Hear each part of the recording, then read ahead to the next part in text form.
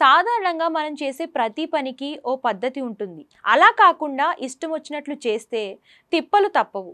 అటువంటి వాటిలో భోజనం చేసే పద్ధతి చాలా ముఖ్యమైనది. ప్రధానంగా నేటి యువత తినే పద్ధతిని సరిగ్గా పాటించడం లేదని తెలుస్తుంది. కాళ్ళు అడ్డంగా చాపి కూర్చొని తినే అలవాటు ప్రస్తుతం చాలా మందిలో ఉంది.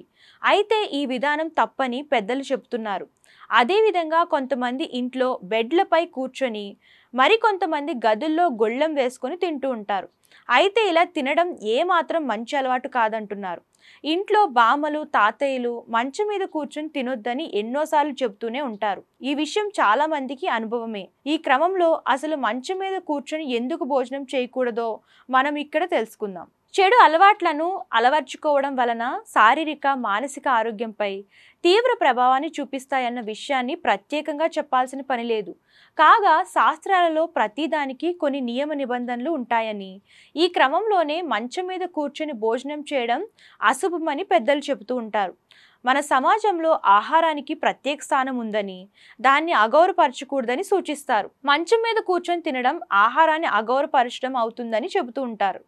అందుకే పెద్దలు ఈ పద్ధతిని వ్యతిరేకిస్తారట. మంచం మీద తిన్నా తాగినా లక్ష్మీదేవికి కోపం వస్తుందట. అంతేకాకుండా రాహువు బృహస్పతి గ్రహాలు కూడా కోపంగా ఉంటాయని శాస్త్రాలు చెబుతున్నాయి. శాస్త్రాల గురించి పక్కన పెడితే భోజనం చేయడానికి సరైన స్థలం వంటగదిని సూచిస్తున్నారు. గతంలో వంటగదిలోనే కూర్చొని తినేవాళ్ళట. నేలపై లేదా డైనింగ్ టేబుల్ మీద కూర్చొని తినడం అనేదే భోజనానికి మరో మంచి అలవాటుగా పేర్కొంటున్నారు.